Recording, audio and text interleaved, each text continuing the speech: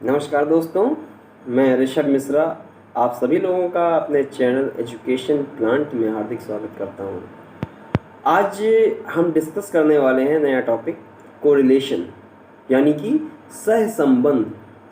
अभी तक हम स्टैटिस्टिक्स के जितने पार्ट्स आपसे डिस्कस कर रहे थे, किसी का कोई स्कोर गिवन था और आपको उसकी गणना करनी थी, तो वहाँ पर आप देख रहे होंगे सिंगल वेरिएबल्स आ रहे थे। कोरिलेशन नाम से ही देखिए क्लियर हो रहा है, सहसंबंध। कोरिलेशन मतलब जहां पर किसी का किसी से कोई संबंध हो। तो संबंध कभी अकेले में तो होता नहीं, तो एक वेरिएबल से तो काम होना नहीं। तो जहां पर दो या दो से अधिक वेरिएबल हों, वहीं पर हम उसकी तुलना समानता करके उसका सहसंबंध निकाल सकते हैं, पहली चीज। दूसरी बात हम आपको बताएंगे कि सहसंबंध जो निकल कर आता है, ये तीन तरीके से निकल कर आता है। एक सकारात्मक सहसंबंध मीन्स पॉजिटिव कोरिलेशन, दूसरा नकारात्मक सहसंबंध मीन्स नेगेटिव कोरिलेशन, और तीसरा शून्य सहसंबंध यानी जीरो कोरिलेशन या नल कोरिलेशन। ठीक है, अब पॉजिटिव किसको कहते हैं, नेगेटिव किसको कहते हैं और जीरो किसको कहते हैं, पहले इस पर डिस्कस कर लेते हैं, फिर हम एक एग्जाम्पल लेकर न्यूमेरिकल के जरिए आपको इसको समझाएंगे।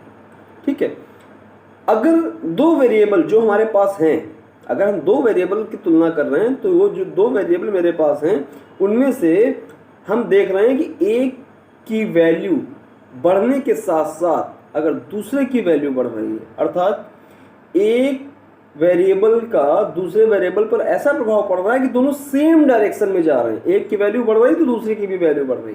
ठीक है, डायरेक्शन सेम है, एक की वैल्यू घट रही तो दूसरे की भी वैल्यू घट रही, मीन्स डायरेक्शन सेम है। अगर सेम डायरेक्शन है तो वहां पर पॉजिटिव कोरिलेशन है। या फिर आप यूं कह लें कि जब हम कोरिलेशन कोफिशिएंट निकालते हैं तो जो भी मेरा आंसर आता है, पहली चीज तो आपका आंसर +1 से -1 के बीच में रहेगा, इससे ऊपर नीचे कभी नहीं होगा। ठीक है, तो हम जब भी आंसर निकालते हैं कोरिलेशन कोफिशिएंट अगर हमारा पॉजिटिव में आता है, पॉजिटिव 0 पॉइंट समथिंग आता है, तो हम कहेंगे कि there are positive correlation between x and y, मतलब जो भी वेरिएबल्स हमको गिवन होंगे।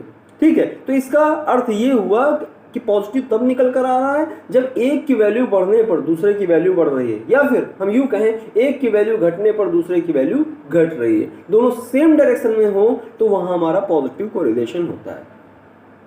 नेगेटिव कोरिलेशन की बात करें तो नाम से ही क्लियर है कि बिल्कुल एक दूसरे के अपोजिट, कि पहला वेरिएबल जैसे जैसे बढ़ रहा है दूसरा वेरिएबल वैसे वैसे घट रहा है, या फिर हम कहें पहला वेरिएबल जैसे जैसे घट रहा है दूसरा वेरिएबल वैसे वैसे बढ़ रहा है। मतलब अपोजिट डायरेक्शन जब आ जाए तो वहां नेगेटिव कोरिलेशन होता है। इसे हम कैसे पहचानते हैं, जब हम कोरिलेशन कोफिशिएंट की गणना करते हैं तो वहां पर देखते हैं कि आंसर जब हमारा माइनस में आता है, मीन्स -0 पॉइंट समथिंग आता है, तो वहां नेगेटिव कोरिलेशन होता है। हम बोलते हैं there are negative correlation between x and y, जो भी वेरिएबल है। ठीक है, इसके अलावा जीरो कोरिलेशन, जीरो कोरिलेशन भाई जीरो, इसका मतलब जब एक वेरिएबल का दूसरे वेरिएबल पर कोई प्रभाव नहीं पड़ता, कोई मतलब नहीं।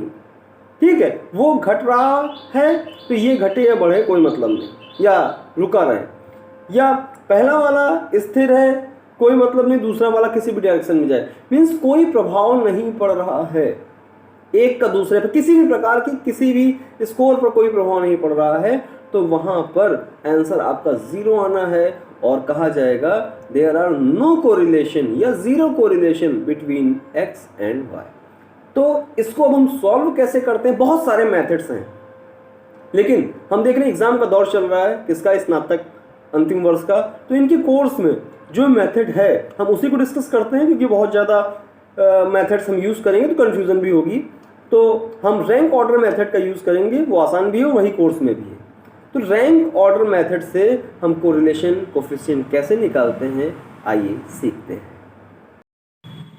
यहाँ पर कुछ बच्चों के स्कोर्स दिए हुए हैं, नाम दिए हुए, इधर हिंदी का स्कोर दिया हुआ है, इधर इंग्लिश का स्कोर दिया है। मीन्स हमें हिंदी और इंग्लिश के बीच में कोरिलेशन की गणना करनी है। ये दोनों वेरिएबल हैं हिंदी और इंग्लिश के रूप में। ठीक है, तो कभी कभी नाम नहीं भी दिया होता है, ABCD करके दे दिए जाते हैं, तो वही नाम मान लेते हैं। कभी कभी बिल्कुल ही नाम नहीं दिए होते, केवल सीरियल वाइज बस लिखा होता है। तो सबसे पहली चीज़ हम देखेंगे कितने स्टूडेंट हैं, तो वो हम जैसे हमने कहा 9 स्टूडेंट, तो यहाँ पर n की वैल्यू हम 9 ले लेंगे। ठीक है, अब इसमें रैंक ऑर्डर मेथड में हम क्या करते हैं, पहले वाले वेरिएबल की रैंक निकाल लेते हैं, इसको R1 से डिनोट करते हैं, फिर दूसरे वाले वेरिएबल की रैंक निकाल लेते हैं, इसको R2 से डिनोट करते हैं, फिर इन दोनों का डिफरेंस ले लेते हैं। ठीक, R1 माइनस R2 करके आप डिफरेंस निकाल लेंगे, जो D आ जाएगा इसका स्क्वायर कर देंगे तो हमारा D स्क्वायर आ जाएगा। और फिर हम फार्मूले का यूज करके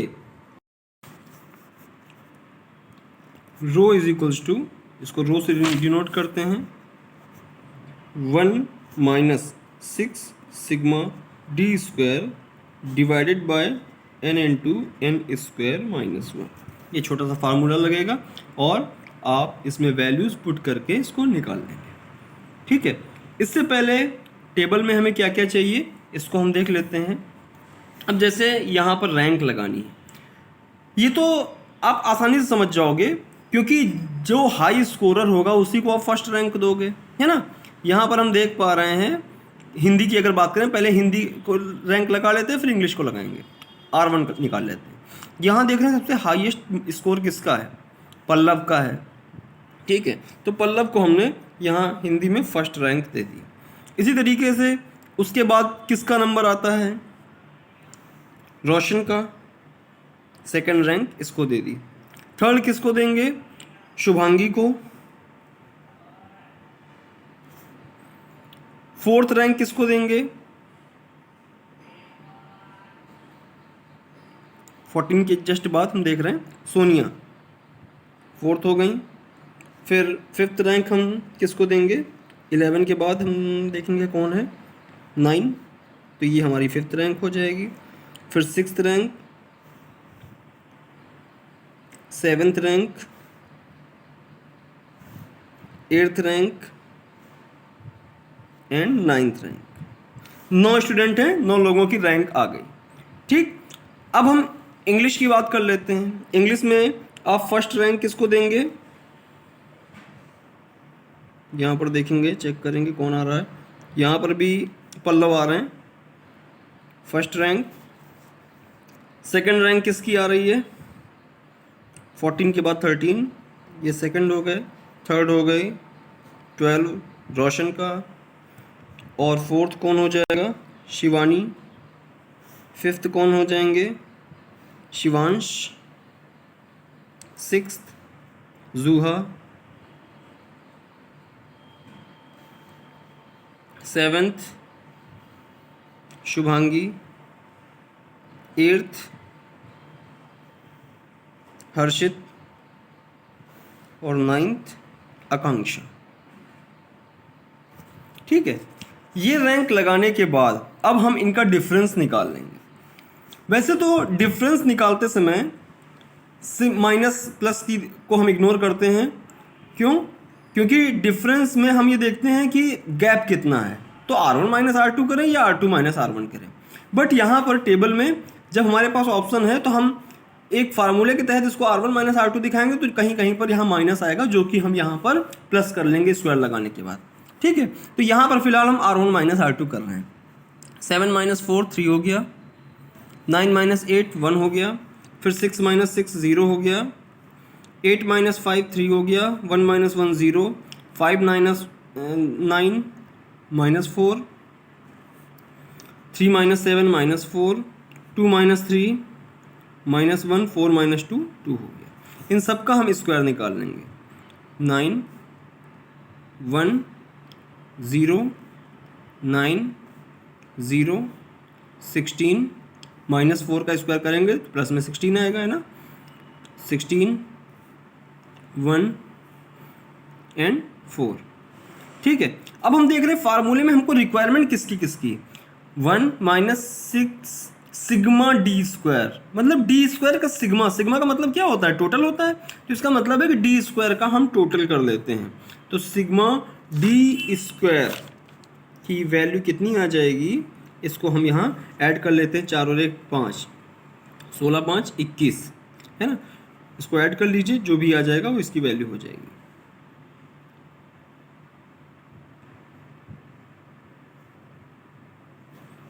आई थिंक 56 आ रहा है, आप लोग भी चेक कर लीजिए।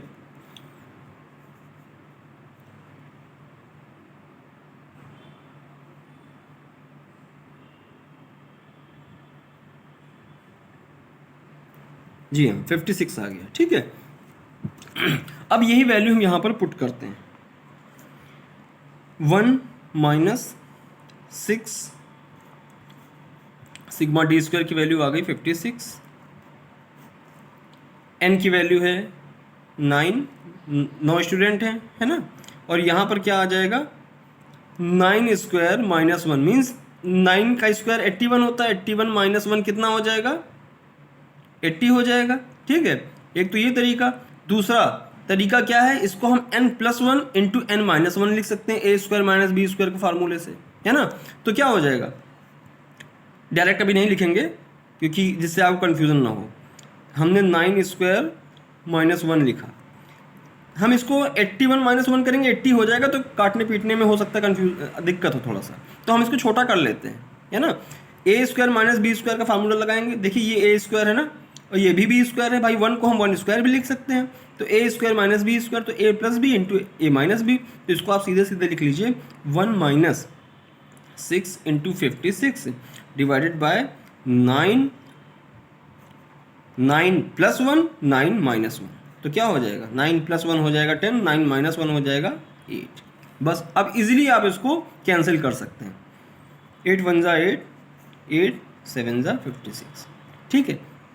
यहाँ इससे कैंसिल कर लीजिए, 3 3 जा 9, 3 2 जा 6, 1 माइनस कितना आ गया 14 डिवाइडेड बाय 30, ठीक, ठीक है। 10 इंटू 3 30, 7 इंटू 2 14। अब देखिए यहाँ पर से 0 हटा रहे हैं तो 1.4 हो गया। अब 1.4 को आप 3 से डिवाइड कर लीजिए, ठीक। या फिर दूसरा काम ये कर सकते हैं कि आप यहाँ से सॉल्व कर सकते हैं, दोनों आप यहाँ से पहले डिवाइड करेंगे तब 1 से माइनस कर लीजिए, ये चीज़ भी सीख लीजिए। या तो ये कर लीजिए, और या फिर 3 1 जा 3, 3 से माइनस 1.4 करके लास्ट में 3 से डिवाइड कर दीजिए। दोनों में से जो भी काम आपको इजी लगे, ठीक है, वो आप अपने हिसाब से कर लीजिए। चलिए इसको हम यहाँ कर लेते हैं,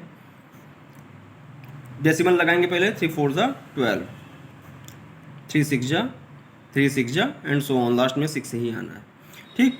अब हम इसको 1 में से 0.466 को लेस कर देंगे। हमने देखा पॉइंट के बाद 3 डिजिट हैं, तो यहाँ 1 के बाद भी हम 3 डिजिट लगा दे रहे हैं। वैसे तो माइनस करना आपको आता है, लेकिन फिर भी हम सिखाए दे रहे हैं, है ना। ये चीज़ सिखाने की ज़रूरत है नहीं इस लेवल पर, लेकिन चलिए फिर भी हर तरह के लोग सीख रहे हैं, हर तरह का बच्चा भी है, छोटा स्टूडेंट भी है, तो उसको भी नॉलेज हो जानी चाहिए। सबसे पहले 10 में से 6 गया 4, 9 बचा, 9 में से 6 गया 3, और फिर 9 में से 4 गया 5, तो दशमलव का 5 3 4, जिसको हम राउंड फिगर में क्या लिख देंगे 0.53 आपका आंसर हो गया। अगर यहाँ पर 5 या 5 से अधिक हो जाता तो इसको राउंड फिगर में हम 54 लिख देते हैं, ठीक है।